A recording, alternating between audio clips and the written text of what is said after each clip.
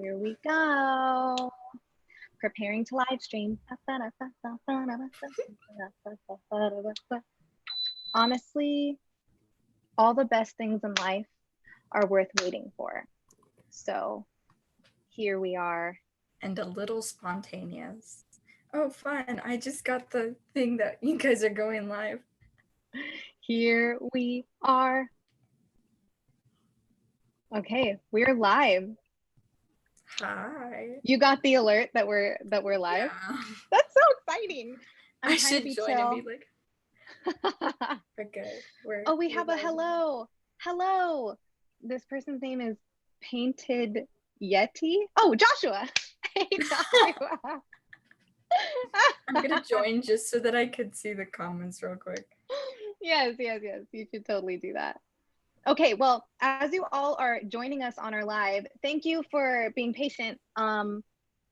We may have had technical difficulties because your girl is technically challenged all the time, but as we were saying, you know, all the best things in life are worth waiting for. And so with that, the question of the day, which I would love you guys to comment in on if you're joining us right now, and Avery is going to answer for us, is very important. If you could go to any theme park for free, where would you go and why? Disneyland, hands down. I love Disneyland with all my heart. Wait, do we get to like do anything we want there, or is it like just a normal day? Okay, you're in the park for free. I would totally take buy all the food and take the tour where like you get front row for everything. And then I would go to all in Cinderella's castle where there's like a hotel in it. I'd go to all of those random floor above. Yeah. Girl, because when I went to Disneyland before, and I would walk and I'm like, honestly, who stays there? Like, that's like famous people, literally maybe? Magical. It truly, but they can look out and like see people at Disneyland while they're chilling and be like, on vacation. Peasants. Which would be accurate because they're in a castle. An actual castle. Yeah. So, Shepherd Youth, if you could go to any theme park for free, where would you go? And why? Go ahead and put that in there. I think, honestly, Disneyland, is so great, but I feel like I would want to go to one of the Animal Kingdom ones. You're right. You're the fancier Disneyland. Honestly, yeah. Then I would go to Disney World because I've never been there before. I know. I'm curious, but yeah, maybe one day. Maybe one day we'll all be back in the magical land. Okay, so Avery, you want to play a game really quick? Yes, I do. Okay, so we've got a quick game that we're gonna play with you guys, and you're just gonna have to message on in your answer, and then we're gonna see who wins first. Okay, cool. So Avery, you want to say this game is name 3, so you got to message in 3 of whatever category we're gonna give you, and there are various categories really, so anybody can win. You know, this is anyone's game. So prepare yourself. Avery, do you want to say the first category? I will. Our first category, you will name 3 NBA teams. So put that in the comments. 3 NBA teams. I gotta be honest, when you sent me these, I was trying to name 3 for myself. I don't watch basketball, or yeah, it's basketball, right? No, I don't watch sports. Avery, here's the thing. I am also the worst person to ask that question because I confidently wanted, right? I wanted to say yes, but also I don't know. Yes, it is. It is. Okay, it's basketball. Okay. It is. I was genuinely trying to think of one, and I was like, the Lakers. I don't know. I do. Okay, NBA. Let's pretend that your theory is correct. Okay. And it's basketball. Oh, Katie sent one. And Clippers, Lakers, Nets. You're right. It is basketball. It is basketball. Thank you, Katie, for helping us on that one. We know sports and we like them. And that's good. Okay, we've got another one coming for you guys. Let's pretend that Avery and I did not know what NBA was. That was really sad. We were. It's not like this is live on YouTube and going to be recorded on the internet forever. Yeah, okay, no biggie. Avery, tell us the next name 3 category. The next 3 is books of the New Testament. Books of the New Testament. Name 3 books of the New Testament. Avery, go for it. Okay, you got this. Matthew, Mark, Luke, and John. That was 4. I'm so proud of myself. Wow. I just gave away the answer. Extra but that's like credit. You know, Passion Play, they just like tell you what books of the Bible, so I just kind of have to know. Honestly, I'm really proud of you for knowing that. And I like that you started right at the beginning. Make it easy on yourself. Okay, yeah, Joshua said like Matthew, Mark, Luke. Same thing. And he was in Passion Play too. Us Passion Katie, Play Matthew, kids. Mark, Luke. That's like all of us had the same idea. We don't need to totally given them the answer though, so sorry. We don't need to throw Ephesians in there, Galatians, nah. Matthew, Mark, Luke, done. Don't overcomplicate it. An extra bonus is John though. John. Just throwing it out there. A+. You'd be the A+ student of Sunday school. Thank you. When Sunday school was called Sunday school. It was called Sunday school when I went on Saturday night. Oh yeah. We would go to Sunday school, even though it was and you were confused your whole childhood. It's fine. Yeah. Okay. I think we have time for maybe 1 or 2 more. So go ahead and read the next name 3 category for our friends. Do I pick a random one or just pick the next one? Why don't you pick a random one? Let's live a little. Okay. Clothing stores you shop at. Clothing stores you shop at. Because I feel like that's just a random one. That'd be fun. It is random. It would be fun. And you get to know someone by like that. So why don't you answer that for us? Clothing stores that you shop at, perhaps. Well, Avery. I'm slightly poor, so not kidding. But so Target. How about when you shop? When I shop, Target. Great, I love Target. Target. Honestly, Target is the place where you go in for like toothpicks, everything. Perhaps.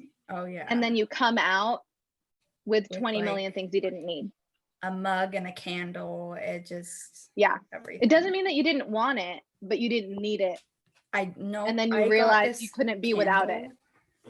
Is it like in the air? Is there something in the air at Target that makes that happen? It's just this candles at Target. I have 2 of these. Hiram I literally bought 2. Hiram said, "Is Amazon a clothing store?" Yes. Because at Amazon you can get anything. And then Joshua said Gap, Target, Amazon. Katie, Hollister, Target. I feel like honestly, I feel like Target is the general demographic here for shopping. And I'm not mad about it. Amazon is an everything store, Katie. It is. That's why Toys R Us closed down. Because Amazon took their business. It was your time. Okay, let's just do one more. Choose one more. I don't know why I dance when I'm waiting. Breakfast cereals. Name 3 breakfast cereals. I love it. Okay, I'm gonna go because I'm gonna say all the cereals that I never got to eat. Cinnamon Toast Crunch. Those are delicious. So good. When I was young, because I loved sugar, there was a cereal called Cookie Crisps, and they were legit little cookies. And the thing would go Cookie Crisps, and I would always want it. And my mom's like, "You're not having cookies for breakfast." So, and Fruit Loops. Reese's Puffs. Sorry. Okay. Lucky Charms. Go ahead, Avery. But only the marshmallows. I'm so stingy. I literally, whenever it's a balance. No, I only like the sugar. There's a ratio, Avery. But like, marshmallows are good.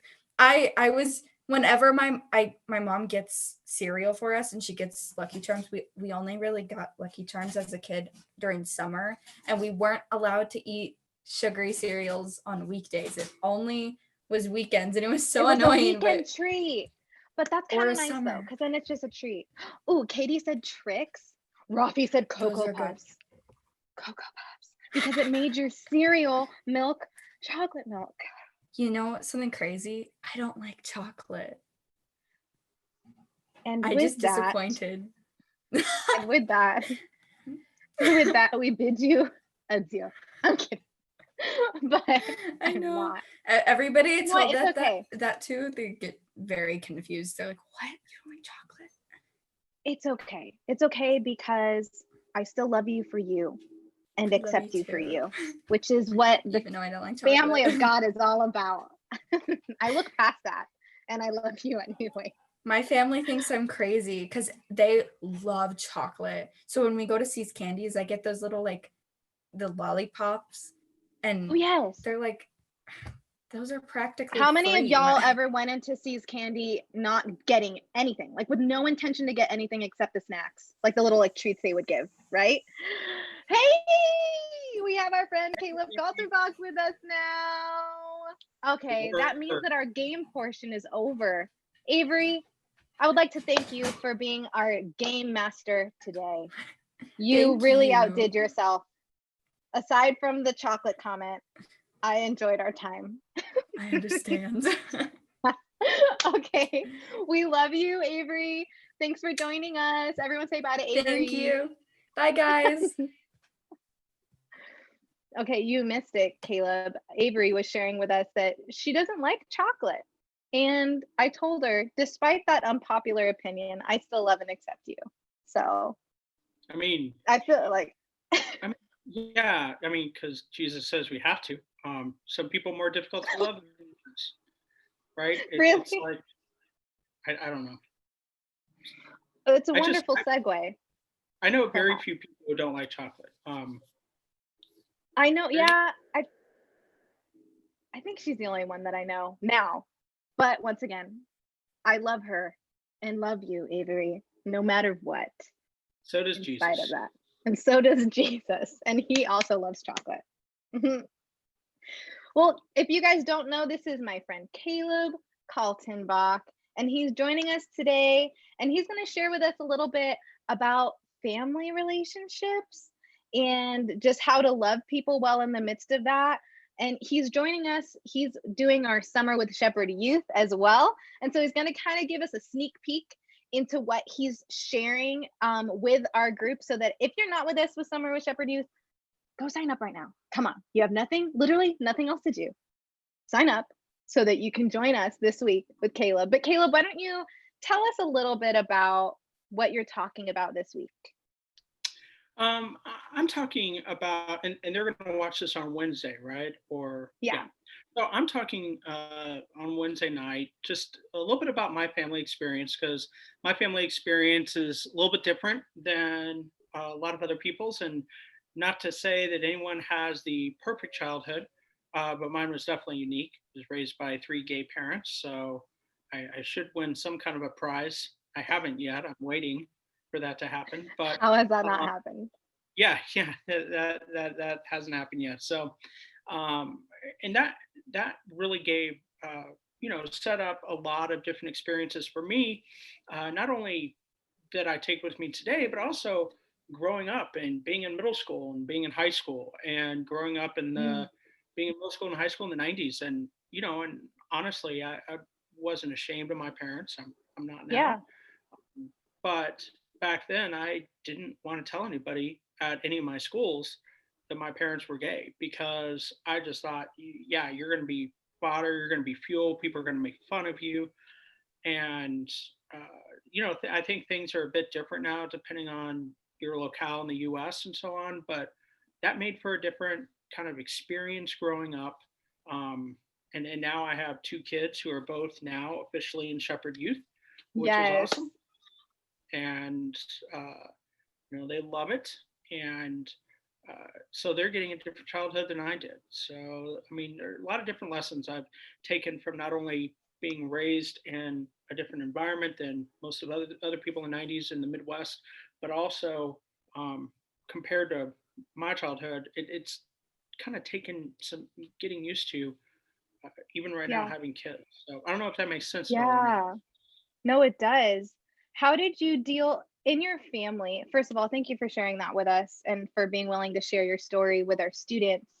But as you're sharing, I was just wondering, like, how did you handle in your family when you didn't agree with your parents or your parents didn't agree with you? Because I know that that's part of your story. How did you handle that in love? And like, how are you able to restore relationships and keep that? Because a lot of our students, they're going to have disagreements with their parents on different levels. And so, how did you do that in a respectful and honoring way and like keep that relationship? That's a great question. I came to when I was 16 years old. I was not a Christian. My parents didn't raise me in the church. I joined a Bible study to learn how to disprove the Bible, and that turned out real well, obviously. And I came to believe in Jesus, and I came to this conclusion that I still hold today. Actually, two conclusions. The first one is that God designed sexual intimacy to be expressed in marriage between a man and a woman, but also a theological conviction should never be a catalyst to devalue another person. That if anything, Amen. our relationship with God should drive us to love people deeper. Hmm. And so my parents were activists, and very, very loud, very, very proud, uh, extremists to a point. And I had to, if you think about how same sex attracted or uh, a teenager who relates in some ways LGBTQ feels, how nervous they are coming out to their conservative Christian parents. I was a 16-year-old coming out as a Christian to my three gay parents, and their response was to kick me out of the house. Mm. Um, I stayed with different friends at the youth ministry, the student ministry that I had been attending, the youth group, but eventually they let me back in. But during that time, I couldn't wait to read the Bible. I felt like I had so much uh, to catch up on. Like, I mean, just, Yeah. 16 years that I squandered not learning about Jesus. And I learned this, and I'm still learning this, that a relationship with Jesus helps you to love the unlovable and to forgive the unforgivable. And Yes. Wow. you look at Romans 13, 8 through 10, which I think is the second most or third most deep passage in the entire Bible, where it says love is the fulfillment of everything in the Old Testament. Love does no harm to a neighbor. If you love your neighbor, you're keeping the law. And that's difficult, because here's what I've come to find, Adriana, and I'm sure you found the same thing. Um, you have to die to love someone. Yes. You gotta die to yourself. You gotta. It's the reason why Jesus said, "Pick up your cross and follow me daily. Pick it up every Hmm. day, die daily." And so, for me, how did I handle it in love? I had to decide what's a hill to die on, what's a hill not to die on. And if it's a hill to die on, how can I try to be as empathetic as possible?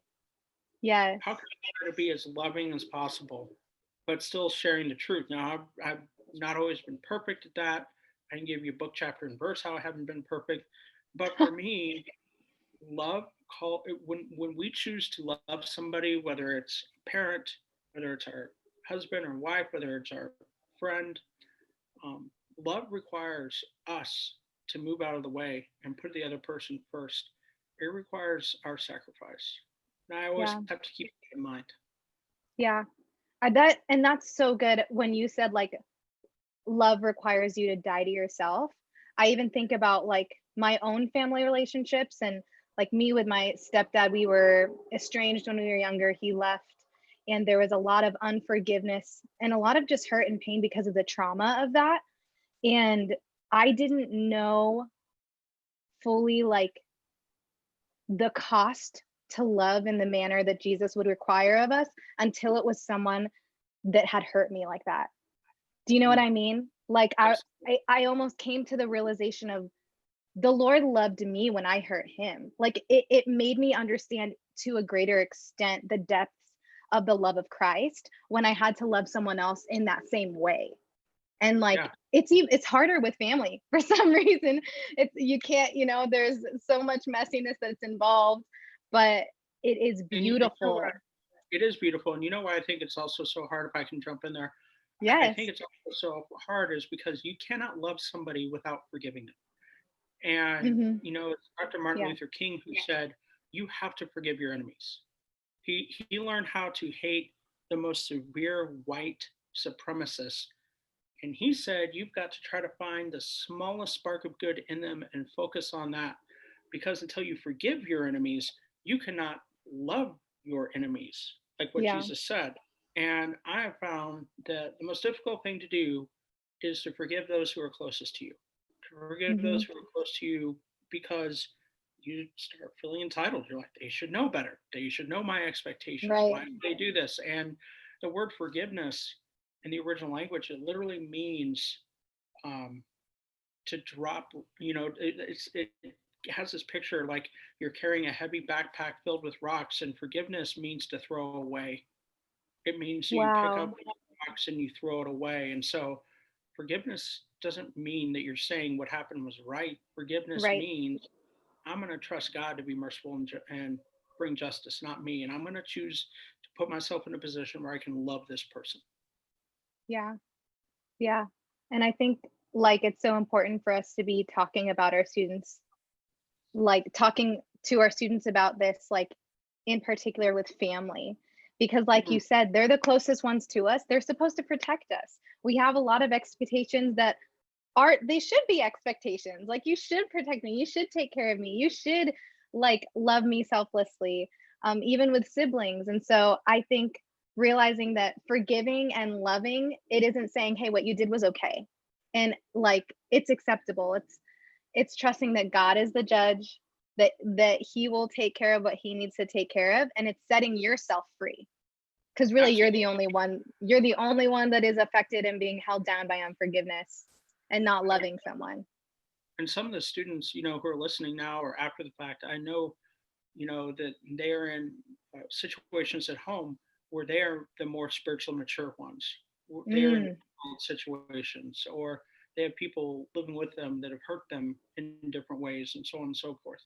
And so I think one last thing I want to throw in there, if that's okay, when it comes yeah. to families, I've just found this is super important that love also requires us to put up boundaries.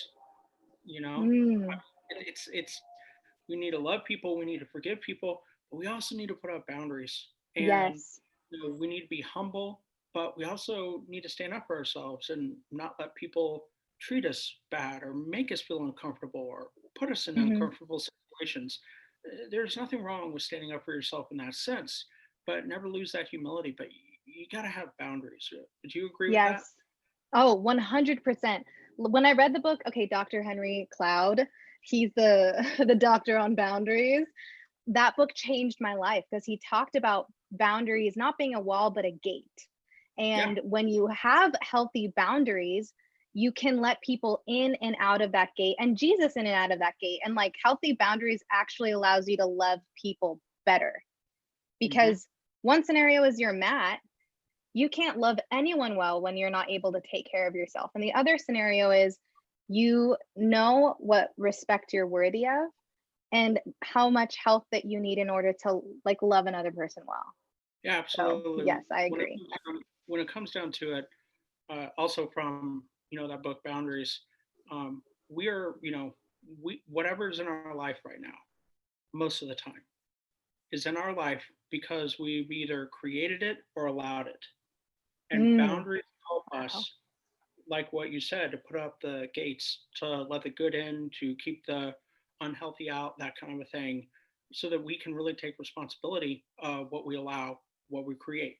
Because we Yeah. don't, we have nobody to blame but ourselves. Yeah. Yeah. Wow. Thank you so much.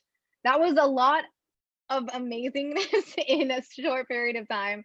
So I'm really No, excited for what you have for our students this Wednesday and the conversations that we're going to have. And I hope that our students, we're blessed. And I know, like you said, a lot of them, we don't know the family situations that you guys are in. We don't know the burdens, and especially with quarantine and how things can be exasperated or rather revealed because you can't run away from them. I hope you know that we want to continue having these conversations with you guys and pray over you guys and just speak the word of God into your lives. So please join us at Summer with Shepherd Youth so that we can really get into all of this and be a church and be a family together. So thank you, Caleb, so much. And before we go, because it's about time to go, even though I want to talk about this forever. So 2 announcements for you, Shepherd Youth. First, join us, Summer with Shepherd Youth. Registration is still open. We honestly have a blast. It's unlike anything we've done before. There's just like a cool closeness to it. And it's something that we all desperately need. So please join us. You can register for that at shepherdyouth.com/summer. And be sure to check out our blog and our YouTube channel for all the goodness that you saw today. But that's all we have for you. Thank you, Caleb. Thanks for having me. It was awesome. Of course. Yeah. Okay, bye guys. We will see you later.